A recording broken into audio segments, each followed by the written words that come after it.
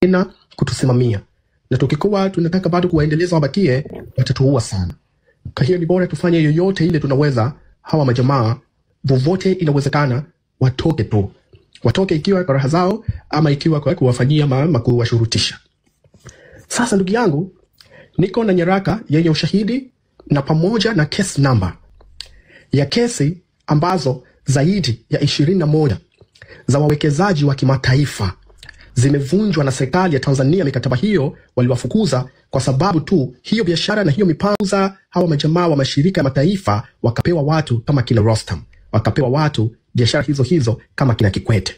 Wamekuwa tayari kuwafukuza makampuni ya kimataifa ambayo yalikuwa na uwezo ya kuinua raia zetu za kawaida, ilikuwa na uwezo ya kuboresha maisha ya Watanzania, na makampuni hizi ambayo imekuwa imefukuzwa ikawenda kuhamia Kenya. Wamefanya hivi kwa sababu tu ile mpango ama ile deal apate mtu jamaa yake, apate Rostam, apate Kikwete, apate mawizi wengine. Jambo ambalo unapovunja ile mkataba mmoja, serikali inapata hasara ya kuwalipa mabilioni ya mapesa hizi makampuni ambazo zimekuja kuwekeza kwa nchi zetu zikafukuzwa. Na makampuni hizi mingi ilikuwa imevunjwa wakati ya bwana Kikwete pamoja na Samia na marais wengine. Naomba kueleza hii taarifa kama hivi inafuata. Kuna kesi ambayo imesajiliwa ICSID, imesajiliwa kwa usajili namba ARB/05/22, ambayo kesi hii kuna kampuni ama kampuni inaitwa Bywater Gulf Tanzania Limited ambayo wameweza kuishitaki United Republic of Tanzania mwaka 2005. Baada ya kwamba serikali ya Tanzania kwa bwana Kikwete, hawa majamaa baada ya kuja kuwekeza na kuweka pesa zao, wakawatafutia sababu za mauongo, sababu ambayo waweze kutoka kwa nchi, waweze kuwaibia ili tu wao peke yao waweze kupata ile mipango na waweze kupata hiyo mapesa. Hawa majamaa wakaenda kushtaki huko ICSID, na ikapelekea kwa nchi yetu kwanza kutokuaminika na wawekezaji ya mataifa, kwa sababu ni serikali ya hovyo, inakuwa inavunja mikataba ya kimataifa mara kwa mara kwa sababu ya tamaa zao. Inasemekana kwamba kwa mujibu ya taarifa ya FBI inaonyesha kwamba kisa cha kuvunjiwa hii mikataba kwa sababu tu mtoto ya rais alienda kutaka hela nyingi sana kugaiwa kwa sababu ya biashara zake, na hii kampuni ikakataa. Baada ya hapo haikuvuka miezi mingi, ikatoka sakata ya kwamba hawa majamaa hawafai na wakavunjiwa mkataba na kufukuzwa kwa nchi yetu.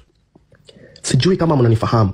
Mtoto ya rais anaenda kwa mkuu ya kampuni, anataka $500,000 agaiwe kwa sababu tu ana birthday party anataka kafanya London. Anamwambia si tuwezi kufanya hiyo jambo. Anamwambia mimi nakuonesha mimi nani, utajua mimi ni nani. Kwa maslahi ya mapana ya mataifa yetu, mtoto mmoja tu anasababisha kampuni ya Bywater Gulf. Naomba peke zenu msikuwe mnaamini hizi maneno zangu. Kasome kampuni hii ilikuwepo hapa Tanzania mwaka 2005. Kwa spelling ni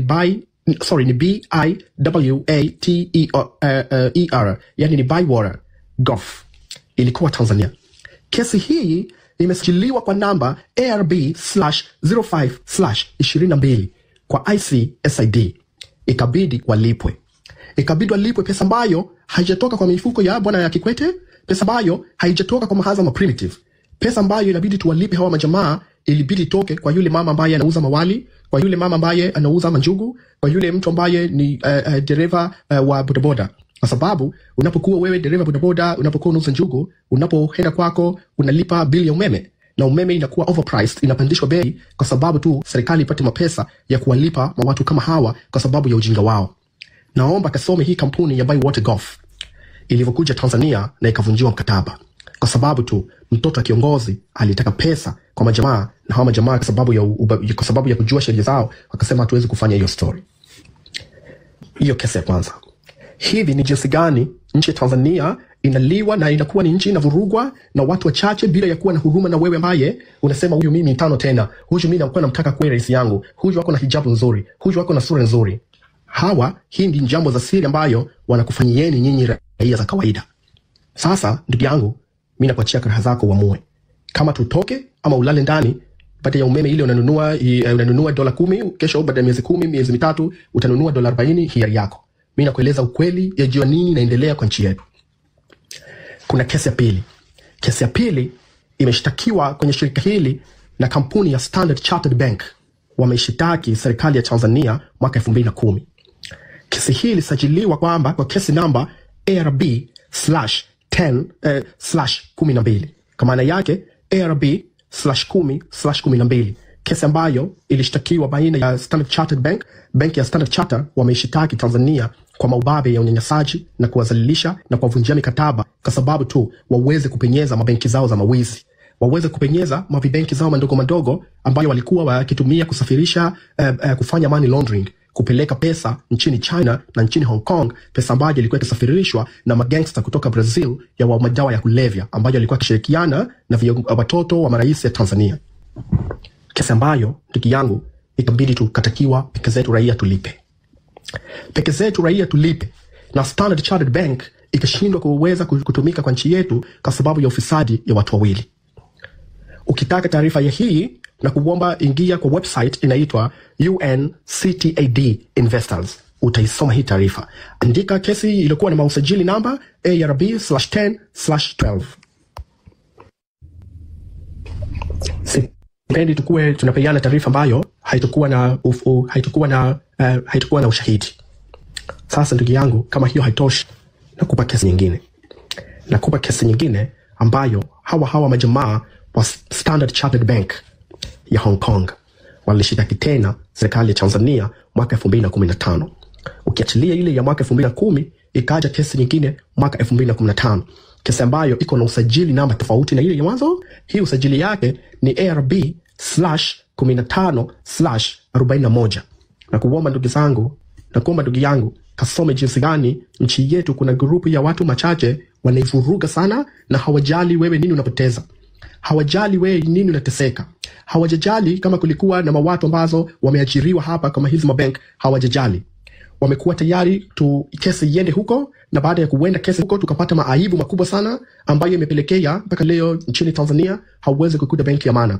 Unakuta benki inaitwa Msigwa sijui Bank Group. Hiyo benki ambayo haiwaaminiki. Benki ambazo za majamaa wanauza sijui niseme lugha gani itakuwa ya heshima, kwa sababu naogopa kutoa kauli ambayo itakuwa haina nidhamu. Lakini nadhani mmenifahamu.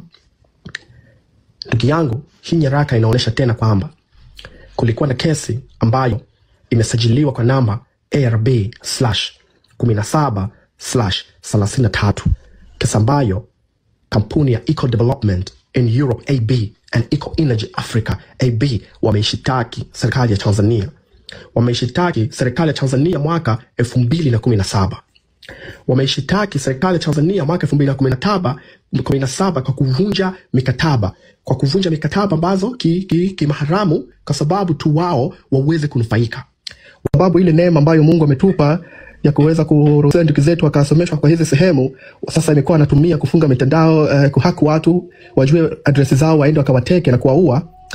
Tuko na access nzuri sana.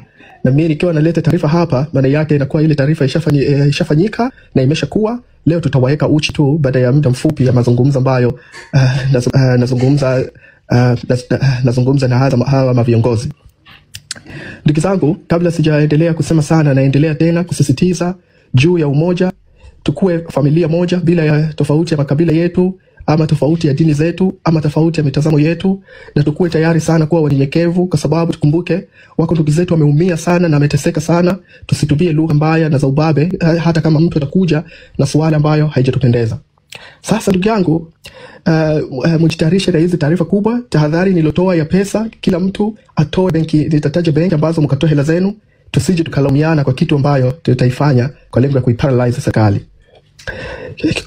Tutafunga na tuko na access tayari. Naiomba serikali kupitia BOT ikiri nini leo imetokezea, isiseme uongo, na ninawapa masaa 48. Ikiwa haijakiri nini mifumo gani tumeishika, tutaacha kila kitu wazi kwa kila mtu aone, hata kama itakuwa athari kwa usalama ya taifa yetu, kwa sababu maadui wataona.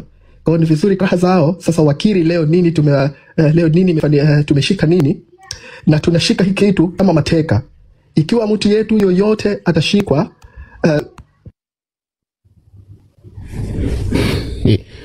wameshamtoa, wamemrusha, wanamuogopa huyu bwana.